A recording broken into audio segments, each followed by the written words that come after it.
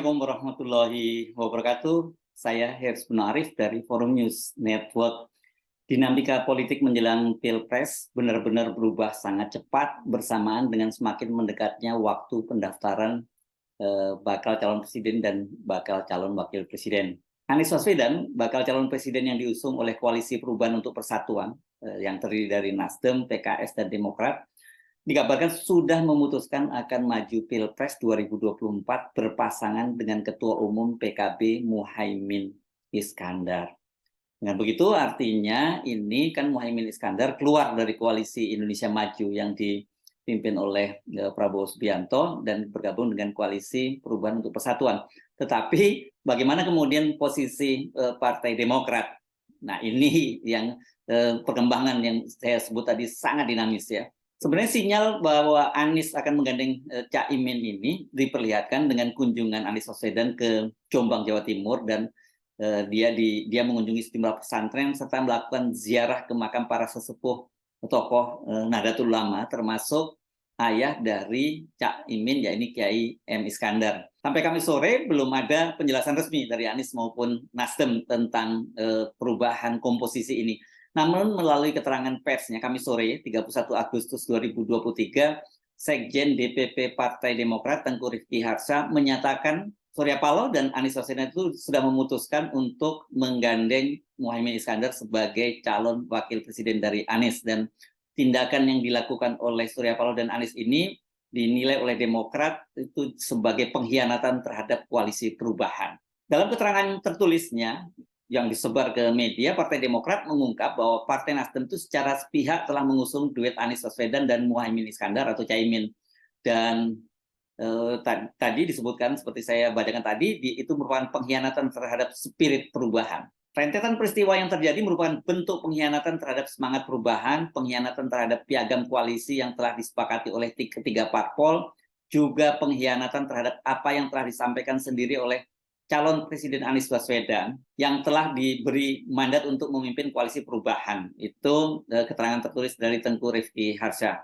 Dalam penjelasannya, Rifki Harsha mengatakan bahwa dia, pihaknya, Demokrat ini, maksudnya menerima informasi tentang keputusan itu pertama kali dari Sudirman Said, ini juru bicara dari Anies Baswedan yang mewakili Anies Baswedan, bahwa Anies telah menyetujui kerjasama politik Nasdem dan PKB untuk mengusung pasangan Anies Caimin. Persetujuan itu disebutkan dilakukan secara sepihak oleh inisiatif Ketua Umum Partai Nasdem Surya Paloh. Hari ini kami melakukan konfirmasi berita tersebut kepada Anies Baswedan, dan ia mengkonfirmasi bahwa berita tersebut benar. Demokrat dipaksa menerima keputusan itu, di fait accompli, kata Rifki.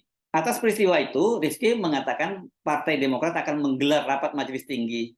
Hal ini sesuai dengan aturan yang tertuang dalam ADART Partai Berlambang Mersi itu. Sesuai dengan ADART Partai Demokrat tahun 2020, kewenangan penentuan koalisi dan capres-cawapres ditentukan oleh Majelis Tinggi Partai. Keterangan tertulis Rifki Harsha ini cukup panjang, dan dari situ kita bisa membaca kronologi bagaimana urut-urutannya sehingga kemudian sampai pada putusan Surya Paloh dan Anies itu memutuskan menggandeng Caimin sebagai calon wakil presidennya. Hari ini calon presiden dari Koalisi Perubahan untuk Persatuan, Anies Baswedan, itu memang mengunjungi sejumlah pesantren di Kabupaten Jombang, Jawa Timur. Pesantren yang dikunjungi yakni pesantren Darul Ulum Rejoso, pesantren Tebu Ireng, serta pesantren Bahrul Ulum dan pesantren Mambaul Arif Denanyar.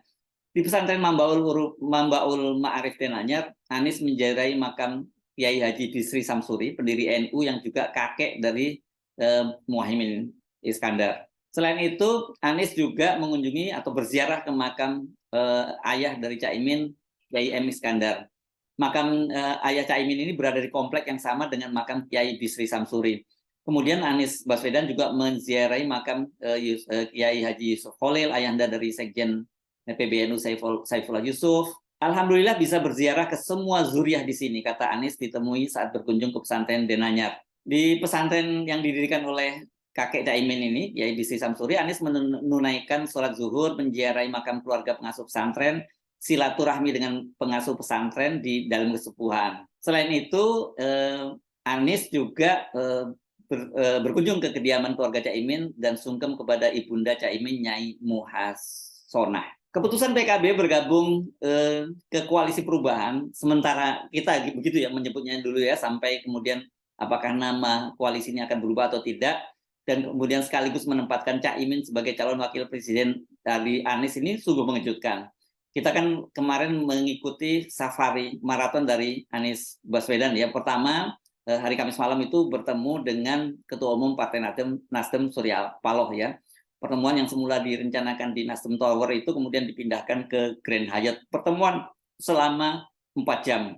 Dan setelah selesai pertemuan, pada waktu itu Anies kemudian meriung dengan anggota tim 8, dan kemudian di situ dia meneriakkan kata alhamdulillah tuntas. Dan banyak waktu itu yang menafsirkan bahwa sudah ada kesepakatan bahwa calon wakil presiden yang akan diusung, dan itu disepakati oleh semua anggota tim 8. Dan diduga pada waktu itu yang dimaksud tentu saja adalah AHY. Karena kemudian keesokan harinya, hari Jumat, itu Anies bersama tim 8 itu bertemu dengan SBY di Cikeas, dan kemudian Sabtu paginya dilanjutkan kemudian pertemuan dengan Salim Segaf Al-Jufri, Ketua Majelis Syuro Partai Keadilan Sejahtera. Dan Ahad malamnya itu Anies nonton bareng AHY pagelaran wayang kulit di DPP PKS. Dan pada waktu itu AHY menyatakan dia sudah tahu siapa yang akan jadi calon wakil presiden dari Anies Baswedan ini. Jadi tapi dia menyarankan agar wartawan menanyakan hal itu kepada Anies Baswedan. Nah, dari rentetan peristiwa tadi memang kelihatannya itu sampai setidaknya sampai hari Ahad kemarin itu memang nama AHY yang masih paling kuat untuk menjadi calon wakil presiden dari Anies Baswedan.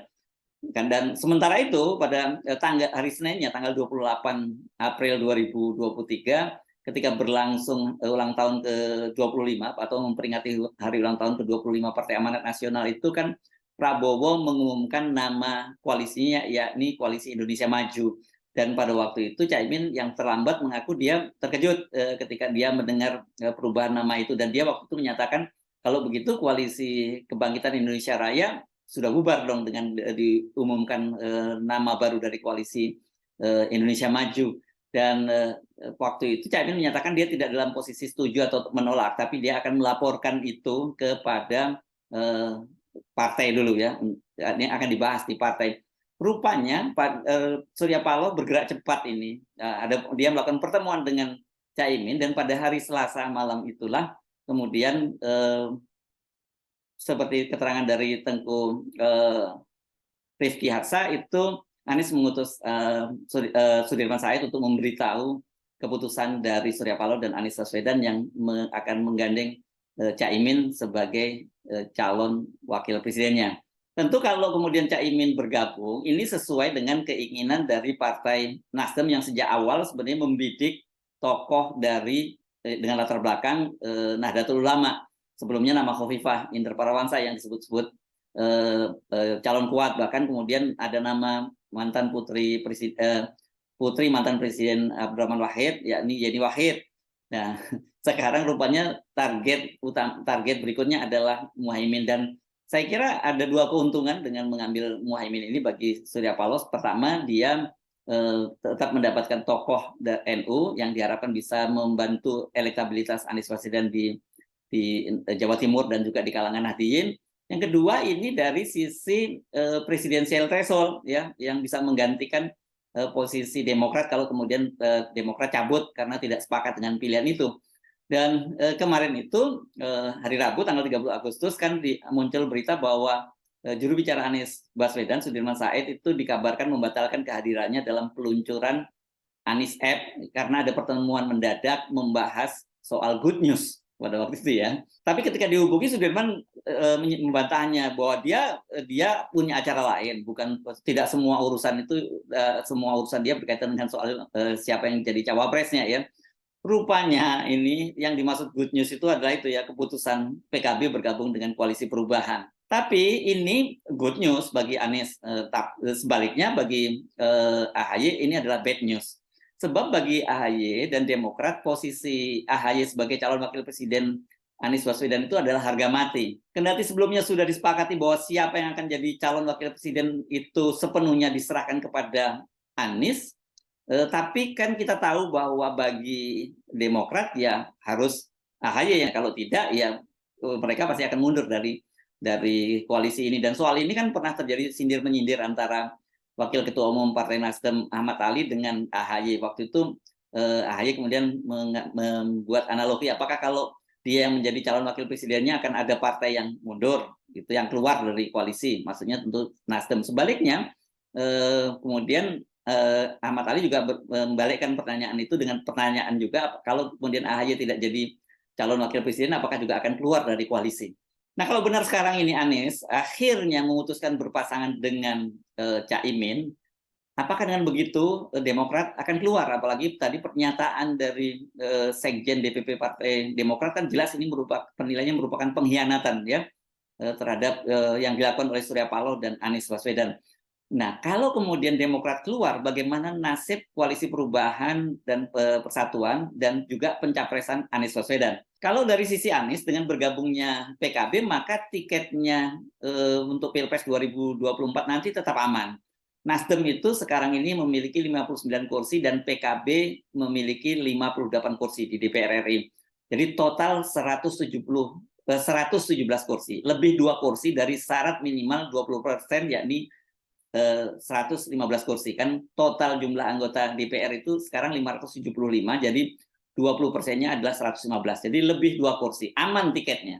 Pertanyaannya kemana Demokrat akan berlabuh dengan target AHY ini jadi calon wakil presiden. Kalau tetap bertahan di Koalisi Perubahan Persatuan, ya dia tidak akan dapat posisi sebagai calon wakil presiden.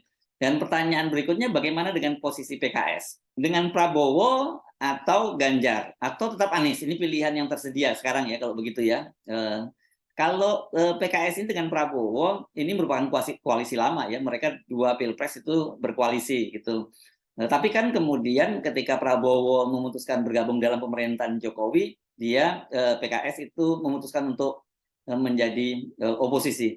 Kalau katakanlah PKS kemudian memutuskan berpisah juga dengan Anies dan bergabung dengan Prabowo, bagaimana nih posisinya? Karena PKS ini trademarknya, jualannya sekarang adalah partai oposisi, tapi kalau dia bergabung dengan Prabowo, ini kan Prabowo membawa narasi meneruskan pemerintahan Jokowi.